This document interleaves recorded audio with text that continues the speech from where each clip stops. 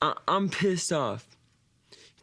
Cause you're being you're a pussy.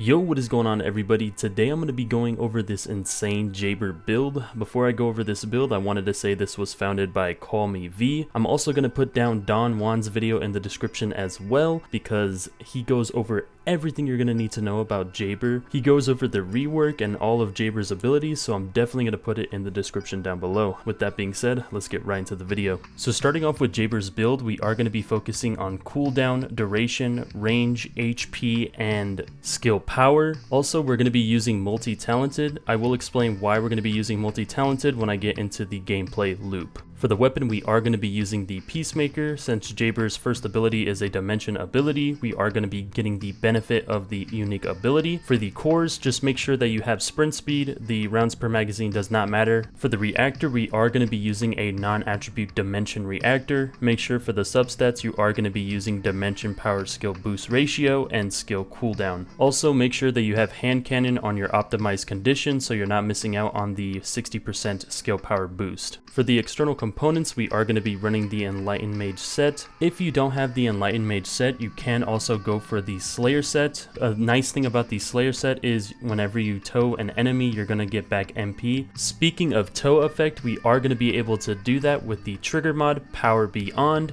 This is going to proc whenever you use your first ability, so make sure that you are using your first ability in order to activate this trigger mod. For the Inversion reinforcement perks, make sure for the focus rounds, it is the element that is matching your weapon to kill the boss. I'm using Cho focus rounds because I have cold on my weapon. Also, we're going to be using selective neurostimulation, and then we are also going to be using arc circulation tactics. Neurostimulation is just going to give us MP when we're nearby enemies by a set chance, and then Arche circulation tactics is going to give us a chance for a 25% cooldown for one of our abilities for a set amount of time. This is going to be the Arche tree. Make sure that you are actually using final preparation for your mutant cell. For some reason, non-attribute cohesion is bugged and doesn't work with Jayber's abilities, so until they fix that, just go with final preparation. As this video goes out, there is a chance that they might fix it in the August 14th patch, so if you want to wait for that, then go right ahead, but if not, just use final preparation. And then for the fellow, make sure that you are using the Hagio Sheepdog. This is going to be really beneficial because you're going to get HP recovery every 30 seconds, and this is going to give you 25% of your max HP. Now, going over the gameplay loop, I did mention that we are using multi-talented, and the reason why we're doing that is whenever you use your first ability, you're going to get an increase of 20% cooldown reduction. So how you're going to do this is you're going to activate your first ability, and then you are going to activate your ultimate. Your ultimate is going to allow you to get enhanced turrets every time you place them down without using your third ability. This is going to save you a lot of time, so you're not having to pull out your third ability and lose the ultimate ability buff from your Peacemaker. To know that you're getting the 20% cooldown for multi-talented, make sure that you're looking out for this clock icon right here. That's when you know that you're getting it. It does have a timer. I think it's 5 seconds. Make sure you do use your ultimate within those 5 seconds, or you're not going to get the benefit of the cooldown.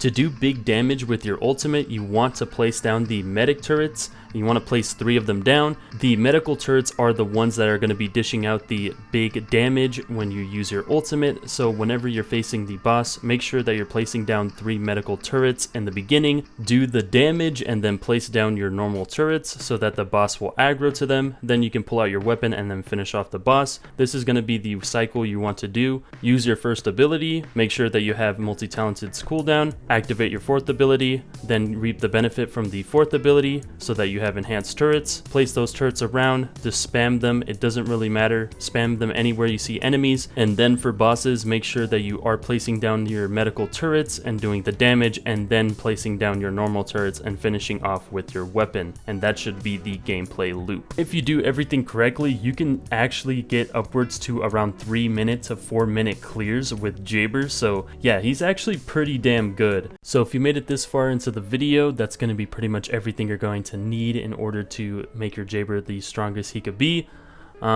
yeah, I just wanted to give my thoughts really quickly. If you wanted to leave the video here, then go right ahead, but I just kind of want to talk about what I think about Jayber's rework. Honestly, this has been the best rework, or just the best buff for a Descendant in the game so far. This buff made Jayber one of like the most, I wouldn't say the worst Descendant, but one of the lower end Descendants to one of the best Descendants, especially for Albion. Wait, hold on. No, that's a MMO. Axion Plains. Honestly, that extra turret is what really makes him shine.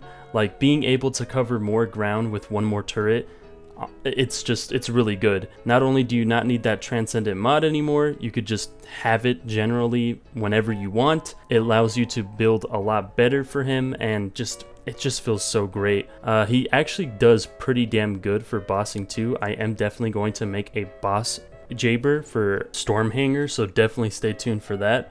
But yeah, I just really hope they do this for other Descendants. I feel like other Descendants definitely need this type of buff, especially like the male Descendants. But there are some female Descendants that I still feel like need buffs too. I'm not going to go into it too much. I'll just be ranting here for like hours. So yeah, that's going to be pretty much it for the video. I hope you guys enjoyed. Peace.